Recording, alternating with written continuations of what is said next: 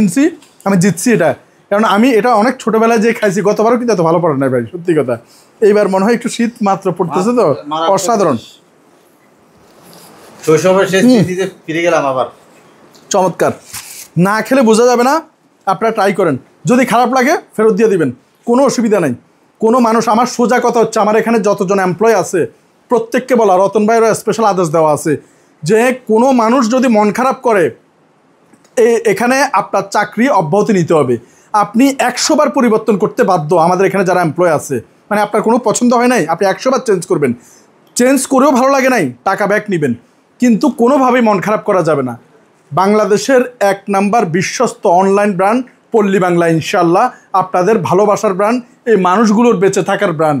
তাই ধোঁকাবাজি করে এই মানুষগুলোকে আমরা বাঁচাতে চাই না, আমরা হক হালালভাবে ব্যবসা করে মানুষের অন্তর জয় করে আমরা এই মানুষগুলোকে বাঁচাতে চাই। তাই ভিক্ষা না করে কষ্ট করে আমরা কাজ করছি, আপনারা আমাদের পাশে থাকবেন। বিসমিল্লাহ।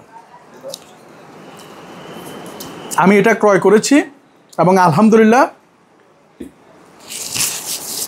আমারও এই টাকার একটা অংশ এই মানুষগুলো পাবে। আমি এই প্রতিষ্ঠানের ওনার আমি, কিন্তু আমিও এখান থেকে পণ্য কিনে নিয়ে যাই, আমি এখান থেকে এটার মালিক হয়ে আমার টাকা এটা এই পল্লী বাংলা তৈরি হয়েছে, কিন্তু আমি এখান থেকে একটা পণ্য নিলেও কিনে নিয়ে যাই, ইচ্ছা করলে আমি ফ্রি নিয়ে যেতে পারি, কিন্তু আমি এটা করি না।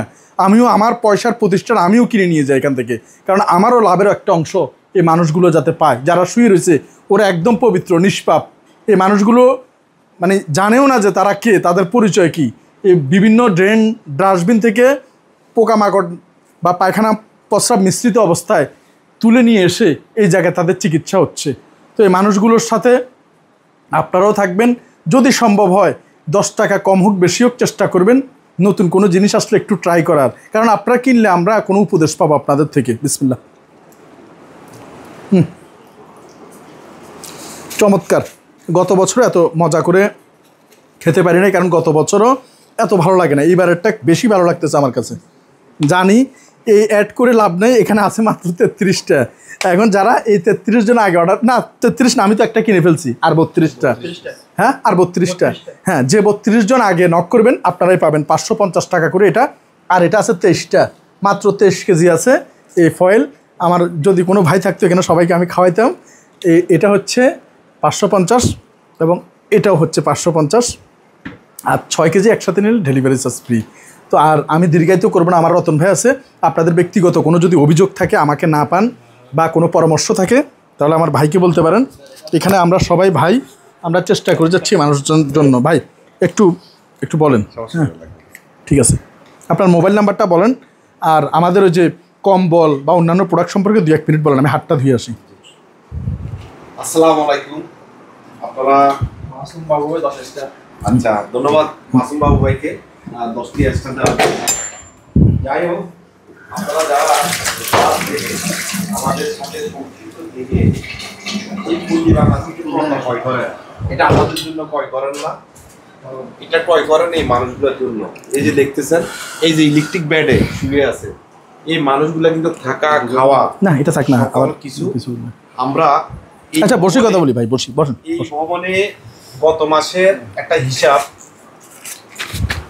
7 লক্ষ টাকা খরচ হয়েছে। এই 7 লক্ষ টাকা অসাধারণ, মানে আমাদের ব্যাকআপ দিতে অনেক কষ্ট হয়েছে। কিভাবে আমরা পল্লী বাংলা থেকে 7 লক্ষ টাকা আর্নিং করবো এরকম আসলে প্রতিষ্ঠান এখন আমরা ঘুরতে পারি নাই। তা আপনারা যারা প্রবাসে আছেন বা দেশে আছেন, এই পল্লী বাংলা থেকে পণ্য ক্রয় করতেছেন, আপনাদের সবাইকে সেলুট জানাই। হাসান জাভেদ ভাই 100 স্টার, ধন্যবাদ হাসান জাভেদ ভাই 100 স্টার দিয়েছে এই মানুষগুলোর জন্য। আসলে স্টারগুলো আপনারা যতটুকু সাপোর্ট দিয়েছেন তাতে আমরা শুকরিয়া আদায় করি সৃষ্টিকর্তার কাছে। কারণ কি খুব ভালো হয়েছে না, আমরা কতবার তো এত ভালো পাও নাই, কতবার তো এত খাইছো, কিন্তু এরকম ভালো পাইছো পাও নাই, কালকে আরো বড় হবে।